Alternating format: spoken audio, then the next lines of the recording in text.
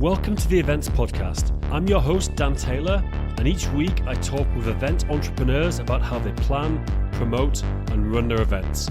We help you build your events empire by growing your business using live events. Whether you're running community meetups, conferences, trade shows, IT training, music events, or literally any type of event, we focus on finding actionable tips that you can use straight away. The podcast is sponsored by Apps Events.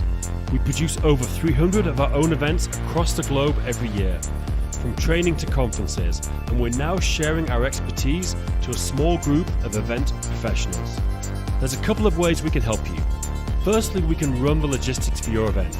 We have a whole support team who can handle all the heavy lifting for you. We can help set up your website and agenda, liaise with your speakers, deal with the huge volume of questions you'll get from attendees. We can liaise with venues, and we can come to the event to actually run it for you on the ground. Get in touch with James at appsevents.com and we'll jump on a call to see if we can help. Secondly, I offer one-on-one coaching to help event entrepreneurs grow their events. I want you to get more attendees, produce epic events, make more money, and most importantly, to do it all with no stress. So just email me at dan@appsevents.com and we'll jump on a call. And now, on to the interview. Hello, welcome to the podcast. I'm delighted to have a returning guest here, Luke Reed. Luke was on the podcast, how many months ago? Was it a year? It was about a year ago, I seem to think. Was it longer? Yeah, I think it was just over a year ago. Yeah, and we've had a few returning guests recently. We had Steve Monington, who I think you've been in touch with actually, regarding who's like the broker for conferences and things. That's right. Yeah, we were doing some stuff with Steve, and he was giving us some advice. And yeah, very, very good guy. Had a few guests chatting to each other, which is great. It's always good to manage to connect people and help connect people, which is cool. So Luke runs a company called Tech Circus that runs meetups and conferences in the UK around some really focused areas like UX design and financial and fintech stuff. So obviously when we talked before, everything was going great. There was no COVID. Luke, we talked about coming back because obviously, the disaster, we've had a few episodes about the disaster that is coronavirus COVID, and Luke's managed to have a bit of an interesting story transitioning to some online stuff. So we're going to get into a bit about catching up with Luke since we last spoke. I guess COVID, the whole thing started kind of, beginning of the year, January, February. Before that, by the end of the year, how were things for you? Had you finished up 2019 feeling pretty optimistic, or did you have any events coming up at the end of the year? Well, Dan, thanks for having us on again today. It's really great to be here. Cool. Firstly, where we met off where we left off last time, I believe that we had 3 conferences, and we were starting to, it was actually quite interesting listening back to the podcast, listening to my own predictions and seeing if they came true. And I did that recently. Yeah, I'm glad to say everything did go to plan. We ended up creating another few conferences, and we entered into the USA and created an event in New York, which was really successful. And we also started running events in Berlin and Amsterdam. Everything was going incredibly well. And we were planning for this year to do some major events. And I think these are more like festivals than, just conferences, where we'd have multi-track stages, a big trade area, lots of interactive stuff going on. So we booked the Excel up. We were increasing our staff. I brought on an operations manager to do all the recruitment so we could scale up. Yeah, it was all brilliant. And then come January, we had 6 conferences lined up. As I said, 2 of them are massive, absolute confexes, if you like. How many people were you expecting? About 1,500 people at each one we were aiming for, and we thought that was quite realistic. That's what the space was doing, and I mean that's quite a conservative view for the 6-track event that we were trying to create. So yeah, that was all going fantastically well. I mean, then nothing could go wrong. And then in January we were planning, and then all of a sudden our sponsors, and we were getting sponsorship deals in dead early because of our name had grown. They all just started saying, "Oh, we might hold off a minute," and then the speakers started saying. When did you first hear about COVID? What were the first when did you? Do you remember where you were when you first heard it? And did you immediately think, "Oh shit, this is going to affect us"? I first heard it on the news, and I'm a bit of a news addict, so I'm always on Twitter and the news, just checking out what's going on. Yeah. And the first time I heard it, I remember seeing some video of someone going into a supermarket in Wuhan, walking around with a mask on, and I just thought, oh my God, it looks like a disaster movie. Didn't know quite what to believe, but the thing that was impacting us, I went to an event and there was a recruitment company, and I remember saying to them at the event, this could really ruin the events industry. And he kind of chuckled and went, I won't touch recruitment. Yeah, about 4 weeks later, we were all in lockdown. So we laughed about it the other day when we were chatting. Yeah. Yeah, it completely. I think as an events organizer, I could see it coming before most other people could, but it got a lot bigger than we expected with the lockdown. And when was like, so when this happened, February, I guess from there, what was the next event you had scheduled? When was that? Well, we had 3 events scheduled for this half of the year, and I believe they were all approximately in May, June, and July. Yep. So we'd already taken sponsorships, we'd already sold tickets nice and early. You know, we've been running these events for a few years, so people were getting their early bird tickets in. And at that stage, yeah, we had quite a considerable amount of money tied up in sponsorships and in tickets. And so how did this play out? Did you make a decision to cancel it soon, or did you try to hold off? Like, what were you thinking in the beginning? I personally wanted to hold off because I was reading almost a little bit too much into it. I kept seeing different conflicting articles, some saying this is the flu, some saying this is going to be the next swine flu. And when I was younger, I worked in a summer school and we had swine flu outbreak and we had to cancel the whole school. And then it turned out swine flu was less deadly than the flu. So I was just a little bit skeptical about the whole kind of media hype around it to begin with. But one thing I knew is that our sponsors and our attendees weren't, the tickets just stopped, and things started to really slow down. It was quite funny. Like a few weeks before lockdown, people were still buying tickets for events, but not as many as normal. So there was a few sponsors that signed up very, few weeks before as well, before it really got locked down. When the news was really breaking out and people were starting to see that Italy was going into a lockdown. I even had a trip booked to Venice, funny enough, on the weekend before they went into lockdown. Yeah. And now it's kind of every event organizer's worst nightmare. Like, how did you think? Like, did you realize like I'm going to have to refund these people? Like, were you on the hook for anything for the venue, or were they going to let you off? Like, how did it all play out from that point of view? I had a chat to my bank weeks before the lockdown, and I said to them, I don't think we're going to survive. I don't see how we're going to survive. And he said, well, I can't remember what it was, but it was something on my personal credit that was stopping me from getting a loan from them or extending the overdraft. And I'm talking like just a tiny bit, not even, anything near what they were offering afterwards. And so we didn't get the loan. And I just sat there and thought, wow, last year's money is going to have to last for a little while. Yeah. And did you have to cancel those events and refund the people, or how did that go in the end? So yeah, this is where it gets interesting. So we held off, as I said. We kept the venues booked. We kept saying that we are monitoring the situation closely, and we were. I was checking every hour, and essentially, it got to a point where some people were writing in saying, "Look, I don't want to go because I'm scared about my health," and that was a fair point. And we just said, look, we're going to definitely refund you, or we will offer you an alternative. We're not going to leave you high and dry, don't worry. So we managed to meet everyone's expectations, including our sponsors. And they've all supported us. They like us as people. We've got great relationships. So they were quite forgiving in the fact that we've taken their money and there might not be an event popping up. So we were okay for the time being. And then we got into the lockdown stage and we had to come up with a new plan. Yeah. And how would a venue, how would the venues in all this time, were they helping you? Were they saying, look, had you already put deposits down, or how were they to deal with? Or did it vary?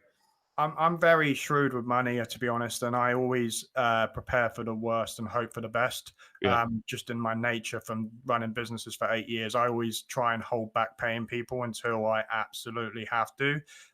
So we always make sure our terms are quite good. We did put some deposits down. One of the things I bought was a big website for one of the festivals, which cost around £10,000, which we're not going to use. And then there was plenty of other deposits put down, but they were quite small. They were, £6,000 here, 10,000 there. Fairly, they don't want hundreds of thousands or anything that was too hard to deal with. So the venues, we phoned them when this was all happening and said, look, what's the policy? And they just said, you have to pay. That's what we were told. You have to pay. We're still a business. We're still operating. We're still going to open unless the government shuts us down. We're going to be opening our doors. So we were panicking, thinking, oh my God, we're going to have to pay tens of thousands of pounds, hundreds of thousands of pounds probably in venue costs that we can't run. And how that's where, I started speaking to the bank and thinking, do we have enough reserves to get through this? I'm not Yeah, sure. yeah, yeah. How And it many was scary. how many people in your team right now? At the moment, we have eight, I Yeah. believe. Yeah, around that Maybe number. eight people to pay as well, which I guess is your main cost. Yeah, at the time we had 10, and a few people dropped out. Not anything to do with COVID, just they moved on. And that kind of made things a bit easier in terms of the cash flow. We were going to advertising for replacements, and then we just decided not to replace them. Sure. So that helped a little bit. But yeah, you're right. It got to a point where we got to this place, and the lockdown happened, and then there was we had to figure out what we were going to do. And to sort of bring it back a couple of weeks, I bought this camera. It's called a Mevo camera. I don't know if you've ever heard of a Mevo camera. Yeah, it's very cool. So a Mevo is like a really widescreen camera, and you can do live editing on your phone. So my plan to make this all work out, and it's kind of laughable looking back at it, but I booked a studio so that we could bring our presenters in taxis to the studios. And then I was going to host the event live with a presentation screen, this Mevo camera, one of my staff, and the three speakers there doing their presentations just like they would at events. And that was the idea. And I spent £1,000 on this camera with all of the lovely bits and pieces to go with it. And of course, we never used it. Yeah. So the next stage was okay. How do we do online events now? Everybody's locked in their house, and it got interesting. And you kind of think, for me, a webinar or a Google Hangout is just like, it's not what we do. It's not high spec, performance sort of related thing. It's the sort of thing that you'd do if you were doing a work meeting, not an event. And this is where we started to innovate and created it. At this point, I think I was working harder than I've ever worked in my life. I was up all night, working all weekends, trying to figure out how do we create a good looking event online. Yep. And we were looking at Vimeo and live streaming. I didn't quite get it. All the three events you had in the first half of the year, you were looking to move them all online. Or were you thinking of cancelling one? No. At this time, we have community events. And I said that in the last podcast. I don't know if you remember, but we came from meetups. So we were just going to move the community events online because people had paid for them as well. Yeah. And actually, we had like about £4,000 or £5,000 for tickets and community events. Yeah. So we're like, we can either refund everybody or we can take this online. We didn't know how long this was going to last. So we thought, let's just take this online, and we'll give people, instead of them going to one event, we'll give them 3 events and have the same speakers as before. And, they won't get the food and drink that they got, but they will get the same content. Sure. And I said, you got a choice. You come to the 3 events or you get a full refund. It's up to you. And 90% of people went for the online events because they were locked in and had nothing to do. So the first online event we had 700 people attend. Paid, but they were all small amounts. As I said, it was 10 quid, 15 quid a head. Yeah.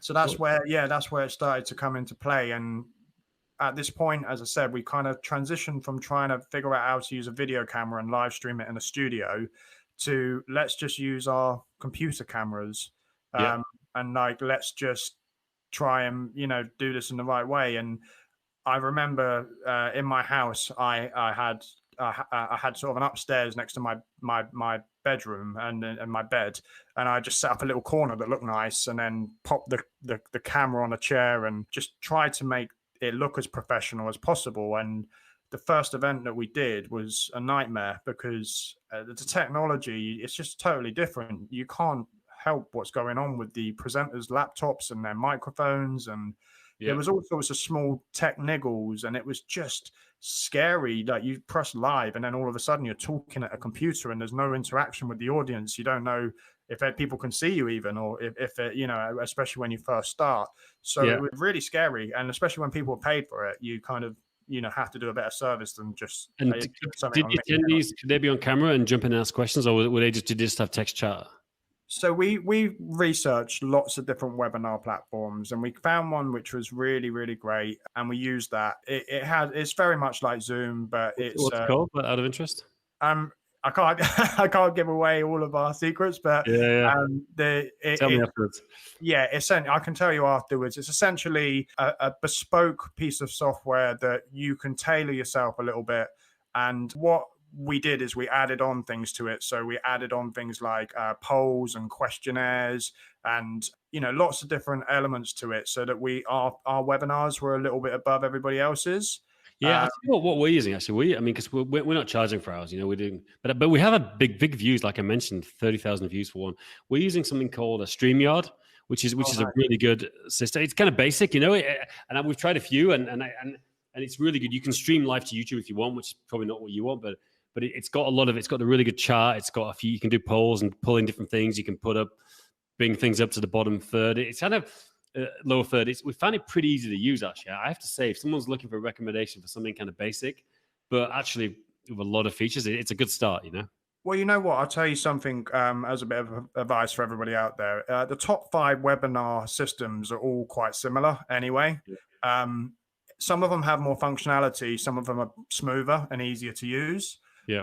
The one that we use is very difficult to use. So you have to spend a bit of time practicing on it. And I wouldn't recommend it for a beginner anyway. We had to go through quite a few faults and mistakes to make sure that we were getting good quality events out of it. Yeah. One thing that kept happening is people would turn their cameras on and the screen would go black, and you wouldn't be able to see them. And we worked out there was something in the UI where it was disconnecting the camera. So we then told people not to do that, and of course it didn't happen. But on the first, you can imagine 600 people watching your first live event, and you're sat there, and then all of a sudden the camera turns on and it's black and the speaker's not there, and you're just left hanging with 600 people watching you. It's so embarrassing, and you're just thinking, okay, so the screen's gone black, I don't know why. And you just think, oh my God, what do we do in this position? And then you sort of say in the mic, well, could you turn it back on and off again and see if that works? Yeah. It's So like the new problems of the modern event world, dealing with these things on the fly. It's like it used to be dealing with the microphone's not working, a speaker didn't turn up, there's a problem with the catering. Now it's like a whole new set of problems. Well, this is it. So it wasn't easy, but I figured that this software was quite advanced. And once you got to know how to use it, it was amazing. And we still use it now. So what we essentially did is we started doing these events, and we were charging for them. We just figured that everybody's at home. There's nothing going on. There's no entertainment at all, really. It's very hard, for them to keep themselves entertained. There's only so much Netflix you can watch. And I think at the time you were allowed out for an hour a day. So the events were really popular, actually. And a lot of people wrote to me afterwards and said, look, you kept me sane during the lockdown. I was locked in my house by myself. I'm single, couldn't see any friends, but coming to these events, was nice. I get to interact with people and talk to people and able to learn new stuff and feel like, slightly more sane than I was. So it was a really great starting point. And how many of these events did you run, and how many people were coming to them? So to begin with, we ran 3 a week. So as I said, we've got 8 staff to pay. So we've had to really go for this. We couldn't do it half-heartedly. So we did as many events as we could, as these events were low paid, £10, a head events. What we found is that people were, in the feedback, they were saying, look, we've really enjoyed your physical events, and we kind of miss a little bit of the human interaction. But being completely honest with you, these are better. And the reason why is that the slides are very clear. The speakers are global speakers. We didn't have to invite local people anymore. So we had a much bigger pool of speakers. They could watch it afterwards. The recording comes to them the next day. All the technological things that you kind of if you have a big event you pay for a camera crew to go in and record it and get the recording back quickly, and the slides, if you're sitting at the back you can't see them, so the questionnaires, you use Slido or something like that to do questions and upvote them. This is all included on most of these systems. If you go onto Zoom or any of these webinar portals, they all have these polls and questionnaire kind of facilities on them. So yeah, you can essentially create a better experience if it's an educational event. Yeah. Cool. So what was next? You're running these events, you're charging a low fee, people like them. Like, what were you thinking at this point about? Were you thinking, God, I hope this is going to end soon, we can go back to in person, or were you thinking this could be a business? Well, yeah, it's a really good question. So the next point was a lot of confusion. What do we do? When's this going to stop? When are we going to be out of lockdown? Is the live events going to happen every day for like the last 6 months? Are the live events going to happen again? And so there's one thing that happened that made me think. I was going for a walk one day with my dog, and I was sitting there thinking to myself, okay, right, we're doing these live events.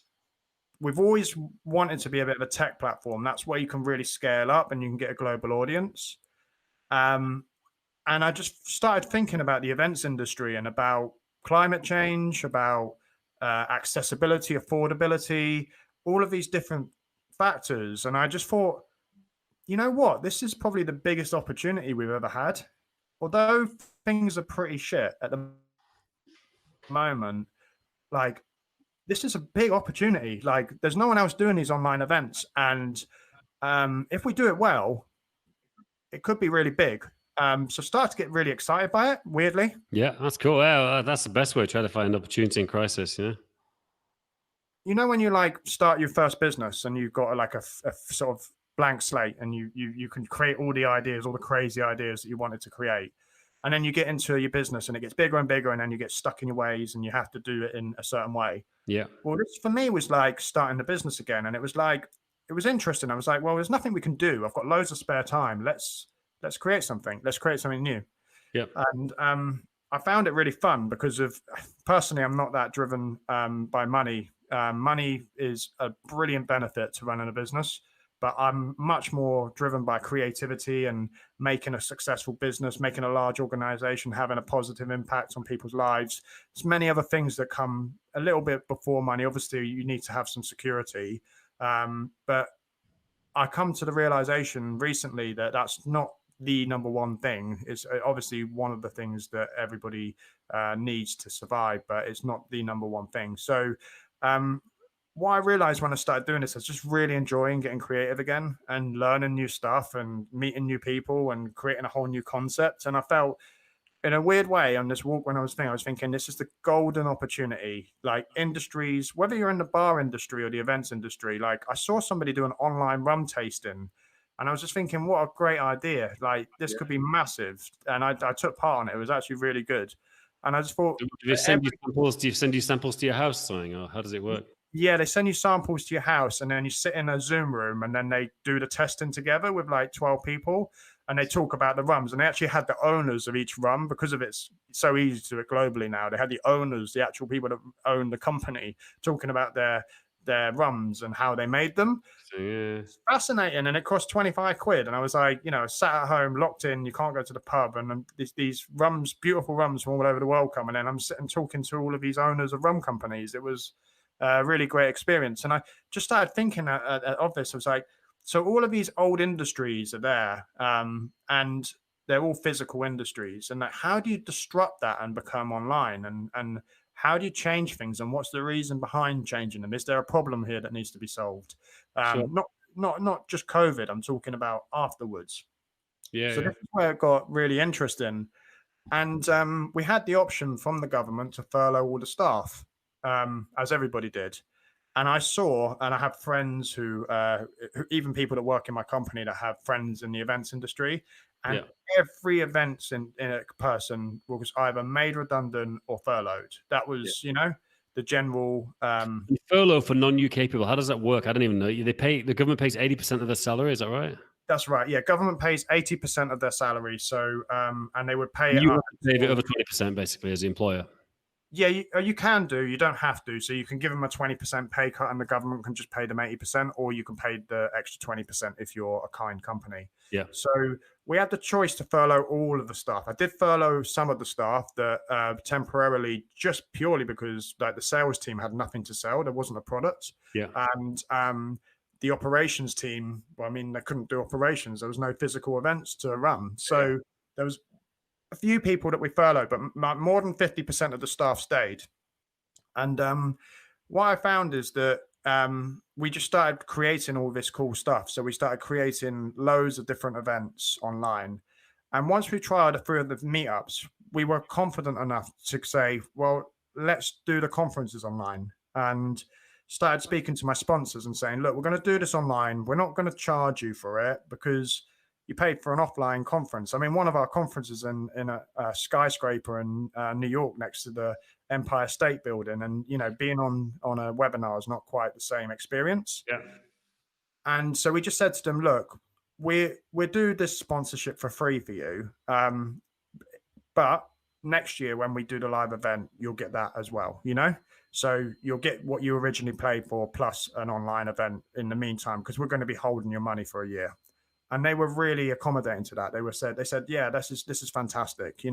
Cool. We get loads of promotion in the meantime whilst things are going crazy. And then next year we'll come back and we'll do the event like planned. And so they were happy to get on board with it. And that's how we saved refunding probably about £70,000 off of sponsors at the time. That's a great tip for anyone. Yeah, definitely. And may still be a good tip because who knows when this is going to end, right now. I mean, it's like, this thing is still going on as we speak. Continue, couldn't it? And I, you could see it as, oh, why are you running? Like for me, it was about surviving, and at that point, and we did the same with the attendees. So we said you have a free ticket to the virtual event, which is going to cost £100 or £150 to attend, and our normal ticket price is around £300, £400, £500, depending on where the New York one's about £600 or £700. So we said to everybody, would you like to come to this conference, and then come to the other one, and again, there was very few people that said no, we don't want to come to the event. The content's the same, the speakers are the same. The thing they're lacking was the experience and the networking. But we even imitated networking online by doing speaker chat rooms where you can chat to the speakers. We did speed networking. We did all sorts of great things, and people got networking. It wasn't quite the same as at the events, but it was pretty good. Like most people having a beer. We run a lot of certification, Google certification courses for teachers. Typically, it's a 1 or 2 day in-person event. And we've started, and now because of COVID, we've now started running these online, and we've tried different formats. And what we found is that it works well, like 3 to 6 sessions, 1.5 hours, 2 hours. People can't sit in front of a computer all day, but we can break it up. And like I love in-person events. I can't wait to get back to going. I mean, I actually really enjoy conferences, trade shows. I like it even as an attendee. I think that's why I got into organizing things, because I enjoy it. But I think you've always got, like what you're doing. Find something. What can you do a little bit different in some ways? Like our new boot camps, online ones.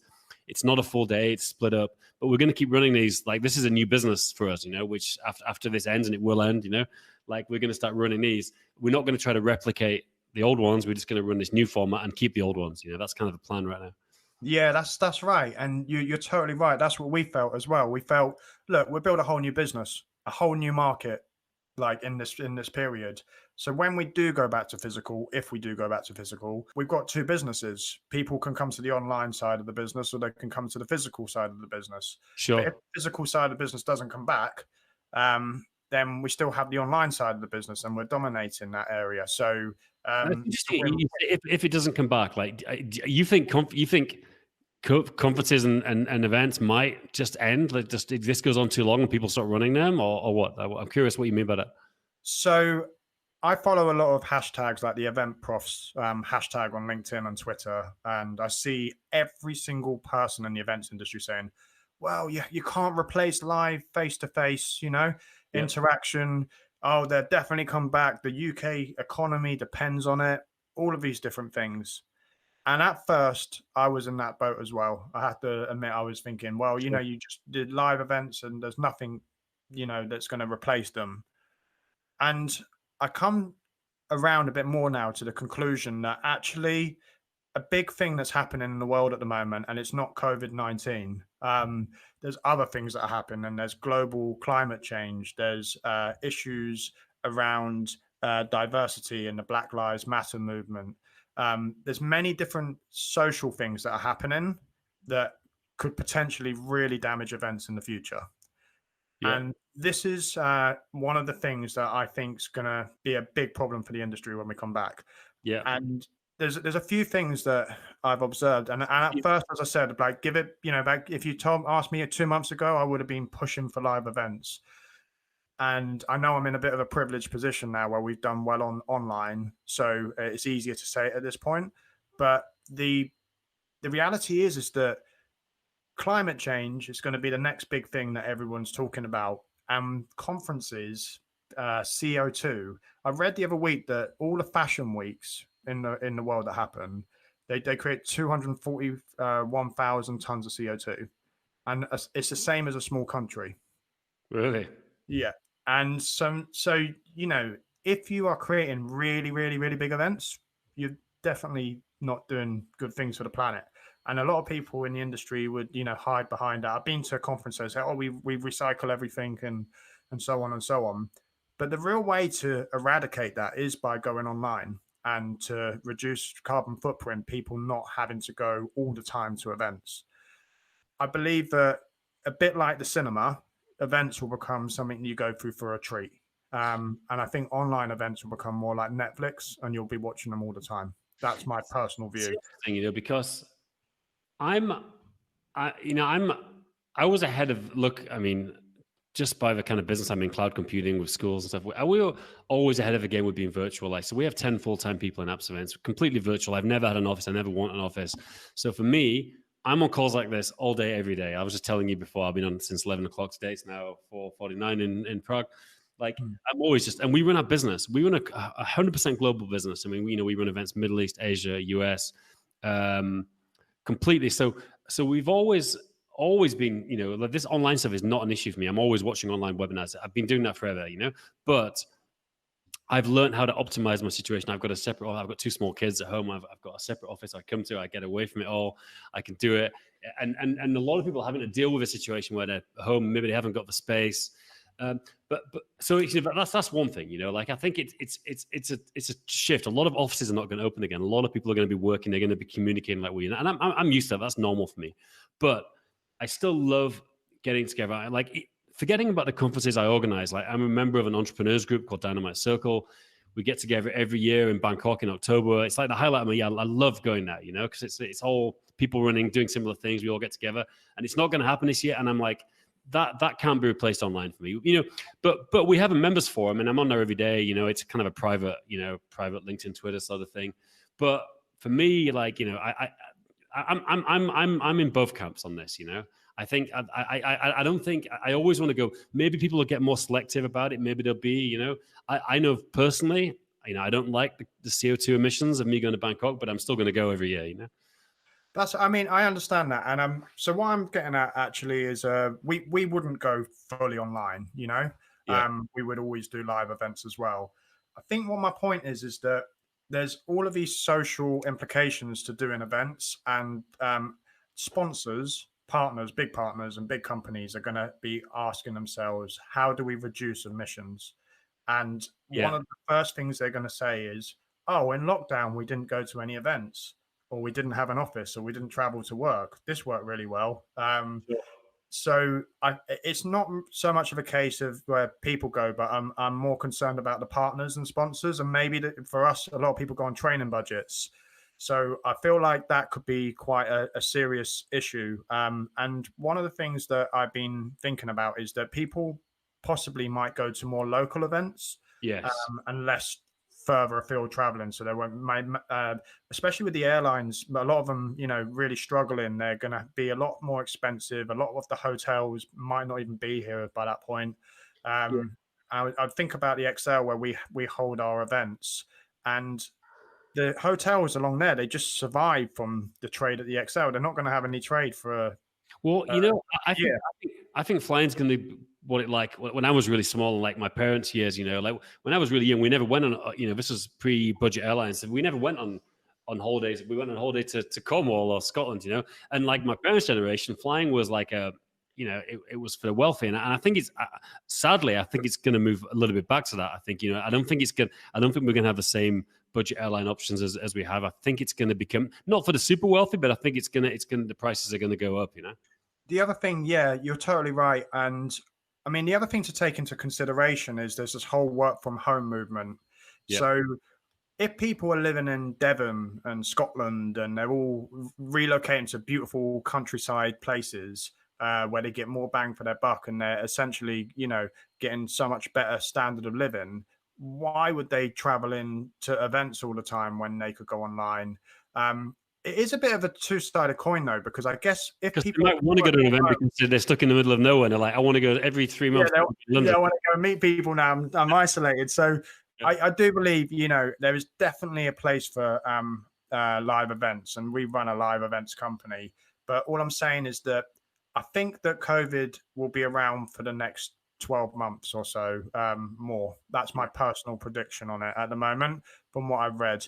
And maybe it will never go. And the uncomfortableness of going to a large scale event, wearing masks and gloves and hand sanitizers and social distancing, I don't think it's going to be as appealing as it once was. I also feel that companies are going to get more and more strict on CO2 emissions.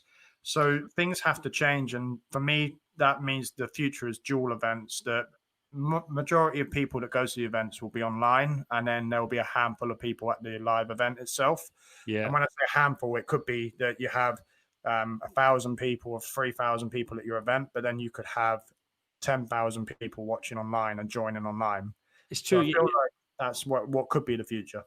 I think I've got a couple of thoughts about that. One is you mentioned like people not wanting the hassle of the masks and the hand sanitizer, but I go to Asia a lot. I'm lucky. I love Asia. We may even move out there. We run a lot of events all across Asia, and Asia's kind of been like this for a long time. I mean, if people have a cold, they wear a mask. Just so they don't transmit it. It's more of a society. They've got a bit more of a communal attitude. A lot of Asian countries, it's standard. There's hand sanitizer everywhere. You go to Taiwan, they've got heat scanners. I mean, this has been like this for years. They've got heat scanners. You come in, you can look back as you've gone through the check, and it scans everyone's bodies, who's got a temperature, they pull them over. After I took my family out, we spent 3 months in Asia last year in Thailand and went to Hong Kong and a few places because I had events there.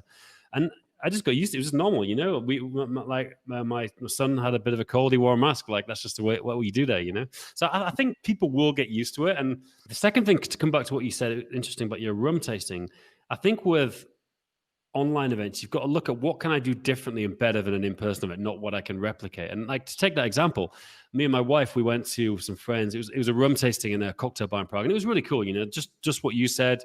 There was you had a bunch of rums from from Barbados and some Asian ones and all kinds of stuff. And we had the guy who ran the bar talked about them, and it was really cool. And I would say, it's better than the online one in that you're in a social event. But what your event had is you had the people who run the distilleries or whatever talking. Like, we didn't have that. We just had the barman who was kind of a semi-expert, but not a real expert. So like with the online event, you managed to have someone that really, a lot of people, and it's the same with conferences. You can get you're very constricted with a conference who can fly in and speak. But then with online, maybe you'll get someone you would never get, Yeah, this is the point, is that it's, as I keep referring to the analogy of cinema versus Netflix. I'm not saying that the cinemas are all going to close down, or they would have closed down because there was video and television and Netflix. I'm just saying that people go to a lot more stuff online and their telly rather than having to venture out. It's just easier to do.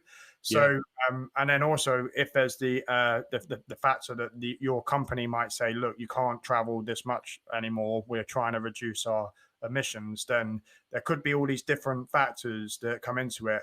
And I'm very positive that live events will come back. I think they're going to be bigger than ever, due to the fact that people are missing going out and socially having social lives and stuff. However, I just think there's a massive room for disruption in the online event side of things. And if you can replicate something where you can watch it in your own home or at telly on your computer without having to travel, without having the hassle of going to an event and having to do the small talk. And I am referring mostly to educational conference style events, not expos. Yeah, yeah, Because obviously with those, there's more interaction. But that said, I still believe that it's one of those industries where it hasn't yet been disrupted. And I know for years people said, "Oh, we're going to do this online stuff," but technology now is really, really advanced. What I'm finding is that we're starting to merge everything together to make custom platforms where you're getting far more leads than you'd ever get at a conference. You're getting far more people. You're getting yeah. global audience. You're getting senior people that have got children that don't normally venture out because of their too senior. They don't want to get what's the word, like mob attacked by loads of people trying to sell to them. So we're finding a very different type of person coming to these events. And one of the reasons why I wanted to speak today is just to let people in the industry know that don't think that the online events are not working. They're working. We had one of our competitors in New York. I say a competitor, but they're the other version of what we do. We do a lot of products and UX and tech events. They're based in New York. I think Canada actually. There's their official home, and they do a lot of events in New York and Canada.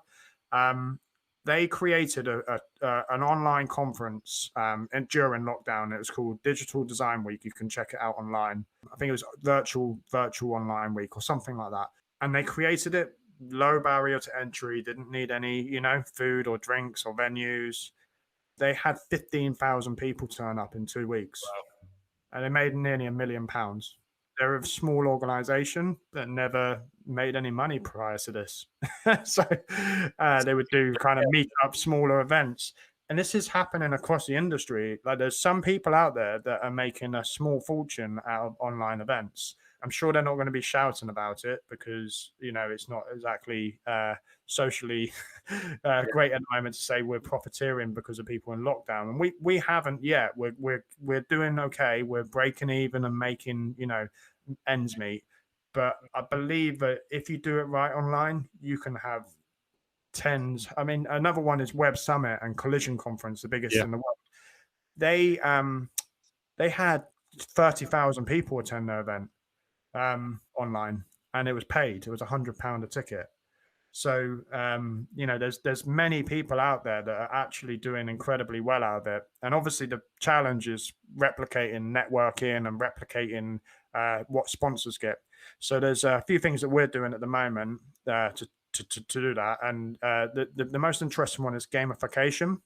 Yep. So gamification, I think is the right way of saying it. But when you create a game and then you pull in leads of it, so we're doing games at our conferences and people going on and playing old school arcade games. And then if they win a pair of Beats headphones or something cool. Yeah. And they're going into these games and they're just like, every time they go in, they have to fill in a form. And then they get, the sponsor gets all of those leads. And we found that about in one of our conferences that we did recently, and we've been doing this, we've done about 70 events now, 60 or 70 events, just so you know, online. Since the story, I didn't really get to the end of it, but we're going to jump back in and finish it off. Don't worry. Just to be honest with you, the rest of it's quite straightforward. We carried on doing those events, and the community got really big online.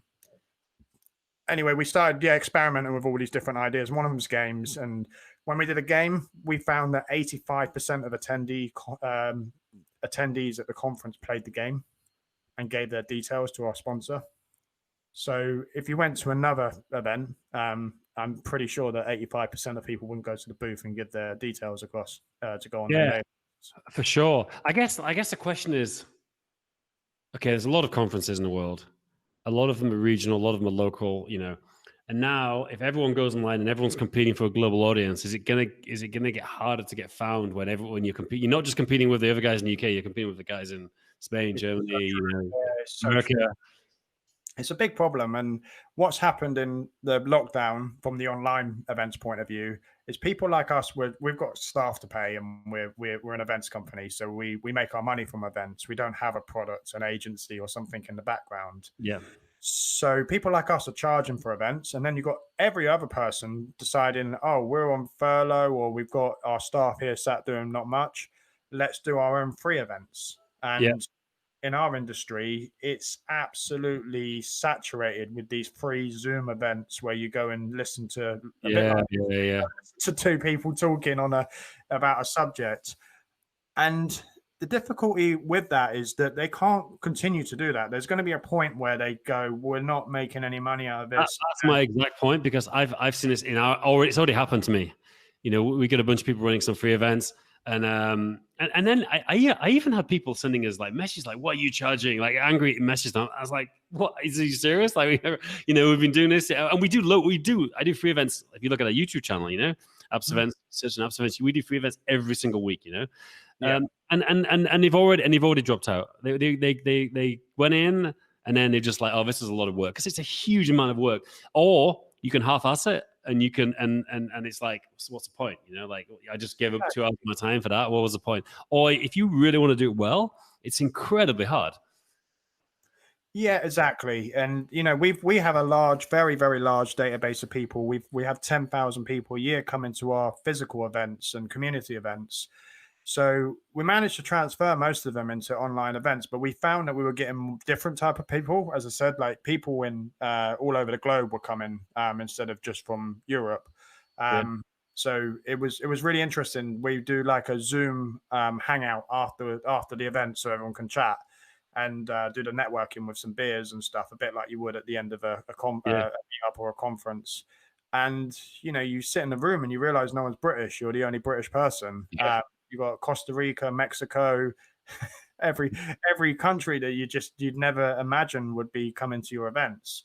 And it's super interesting. And all of a sudden, you've got interest from global brands that want to get in front of these people. They want to have global audiences. So what we've done as a company, which we haven't even released this yet. So I don't know when you put this online, how long it takes, but we're going to be releasing it Like next week. 2 weeks, something like that. Start of August, first week of August.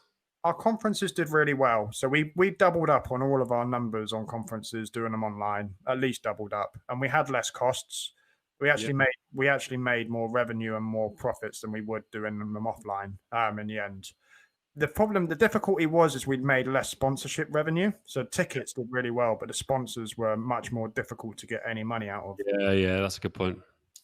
So that's one of the tricky things, because our events are very educational. They're all about designing for Google and Facebook and how they made this. So I did one yesterday about the guy who created Google Hangouts. Funny enough, so I interviewed him and he was telling me how he made Google Hangouts. See, that's cool. I'd like to see that. I'm in the Google sphere, so that's cool.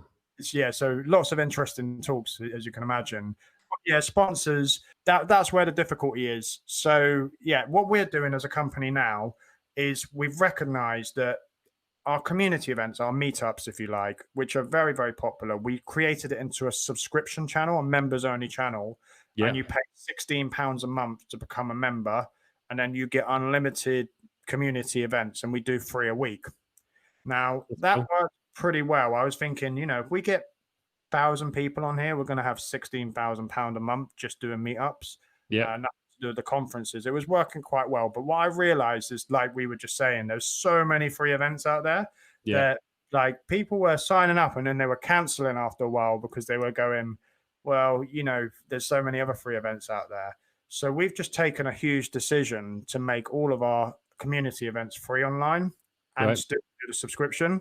So people can subscribe. It's very much like Netflix. I've developed a whole website myself. I coded it and created it. So it's an online community, and you subscribe to it, and then you get all of these events online, and it's all done through one portal. It's all very kind of new and techy and cool.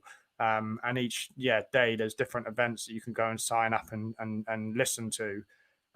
So we're going to change it all to free. And what we believe is that because there'll be so many numbers going, we're going to get huge deals with partners. And part of the decision to do that is that 3 or 4 major partners of ours from the past came out of the woodwork and said, wow, you guys are doing all right at this. Like, we want to get back involved. And actually, because it's online, you can charge more money.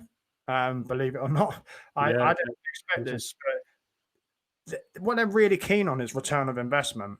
Yeah. So if you can bring them X amount of people within a certain industry, they're happy. They're not that bothered about being on a stall or a event having to chat to people. They just want to see how much money they're making Sure. from their investment. So we've teamed up with a few people, and I mean, there's the biggest sponsorship deal we've ever done. We did last week. Really? Yeah, The whole thing, but an ongoing thing, yeah? 12 events they want us to do for them, tailor-made events for our community. And Cool. so we're going to do 12 events for them, and it's to drive people into a big thing that they're doing. So they give us the most money that we've ever achieved in sponsorship and partnership. But I think you do need to have like a lot of people to reach those levels. And that's why turning it free means a far, far higher. We've done some calculations, and we believe we're going to 10x the amount of people that are going at the moment. So we'll Cool. have 10 times more people. So that's that's what we're working on. And all the big companies are coming to us now, and they're starting to say, well, we've got an event budget. Let's spend it with you. You've been doing 60 events online. Everyone else is asleep. That's what's happened in the industry. All of the big players, unfortunately, aren't flexible enough to be able to pivot. And also, a lot of the trade events don't have great quality content. So it's the content is what the draw is now, and that's what the partners are wanting. They're going to partner with people that have got great content, and then we can give them little gimmicky things that will get them a lot of data and a lot of return of investment very quickly. And it's just very interesting to see it. The platform we use shows you every single person that clicks on the pop-up ads that we do. We do pop-up ads like join this or get this freebie. And it tells us all the data. We can send it straight back to the client next day. Here you go, 500 people went on here, 500 people signed up. And they're over the moon with it. They see it as, wow, last year we came to your physical event and 50 or 60 people, signed up on our stall. This year we're getting 400 people sign up, 500 people sign up. So it is very interesting, when you take away that. I think there was a bit of a reluctance from sponsors and even people going to the events to say, well, it's online, I don't want to do that. I don't want to pay for that. And now that people are starting to wake up and see, well, actually, better return of investment, better content, better speakers, better education, great networking opportunities. We do a thing where everybody connects with a LinkedIn on each other. So like you can all click on each other's LinkedIn and build your network super, super quickly with all those people in the event. So many cool things that you can do with it. And I think it's very, very interesting. I'm obviously coming from a very different perspective from most events people. We will definitely go back to doing live events when we are able to, but we'll be doing it with this. So this might even be the main business. I think we're both in a similar situation. It just takes massive hustle, and running events is a hustle industry, but this is just, you just got to pivot and hustle in a different direction, and hard, like you can't just, do half-ass it. You've got to go for it, But I'm curious, like, just to finish off, obviously it's been a great chat. We're pretty much up to time. Like, what, if you're going to look into your crystal ball, like when, we don't know. It'd be good to look back on this and see what your prediction, how accurate it was. When do you think people are going to be running in-person events again? Like conferences, for example. There's a few hurdles to get over. So for us, I'll tell you something that's happened. We were planning to do in-person events at the end of this year. And that the government said about October. We just, as always, we want to be the first back. We want to be, the ones that are leading our industry and showing everybody, look, we're back. We're very strong at what we do. But none of our speakers want to come. Yeah. Oh, really? Yeah. That's our big problem. None of the speakers want to come. None of them will fly. And most of them are from the United States because we work in tech. So no one from San Francisco wants to fly. Nobody in London wants to travel. So our biggest problem is getting decent enough speakers to attract a big crowd. Interesting. Then our second problem is advertisement budgets and training budgets have been cut. So with the fact that there's a lot of people doing online, more disruptive events that are cheaper, has come also where they're going to say to their staff, look, when we're not in the best of times at the moment, please can you go to the online conferences that are £99 instead of the £500 live one. So I don't think that live events will come back, even from an educational point of view or expo point of view, until crystal ball. I've been so positive about this, and I've been telling everybody it will be back early, and now I've got to the point where I don't believe it's going to come back. Even might not even come back next year. Really? My That, prediction is that's one. my Yeah, prediction is I March. hope it does. Though. My prediction is March, April next year. I mean, Yeah, I've got nothing to base that on other than just I'm already seeing people book stuff. Like, for example, in Prague, I'm quite into live music scene. I even as a hobby kind of help promote a few things, and I'm already seeing big bands book stuff for March, April next year. I'm seeing people there's a lot of activity going on around that time, and okay, it's all dependent on what happens with COVID. Obviously, no one can control right. that. Yeah, that's the big thing, though, Dan, is that we live in a time where how can you plan and spend hundreds of thousands, millions of pounds setting up an event when it might not happen? Yeah. And that's the problem for us as a small business. I can't afford to go and invest all that money and then be told that it's not happening, and spend all that resource and all those staff that are working on it and preparing for it. And there's a second spike in October or in November, or we get through that, and then there's something else. And I'm with you on that. I believe that March, April it could be, but if there's a second spike in November, then who's going to be preparing to do an event? And it's so look when you're global like you're becoming, and we already are. Like it just you get like, for example, we've got an event scheduled in September this year, which is still hasn't yet been cancelled, but it's in Luxembourg. Luxembourg has just got one of the worst COVID rates in Europe. There's 20 countries can't even visit there, or they've got to go for quarantine, and like it's just like it couldn't have been a worse place. Literally, there's some countries that are great, there's some countries that are not. There's some different town. It's going to get more localized in terms of town. So you're right, like. To plan an event with those kind of uncertainty, like the only thing that can do it is an antidote. There's got to be like or super widespread testing and a really efficient way to check everyone that goes to an event. One of those two things has to happen. I really hope that I know a lot of people in the industry, and it's never nice seeing where even if they're competitors, people's businesses going bust, people that are watching their lives to get to where they've got to. So I really hope for the sake of the industry it's sooner, but I just the government in the UK have messed up, and I'm apolitical, to put it frankly.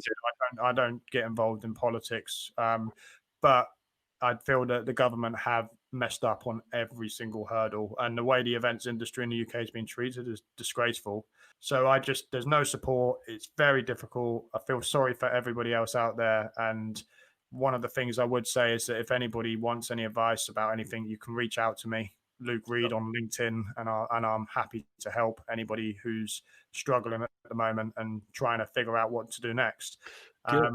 The online is the safest bet at the moment, and I don't see how people can plan. It's a big gamble, and maybe it will pay off. Some people will pay off. I hope it does, but we won't be taking that gamble. We're not going to do any events until next year, maybe the year after.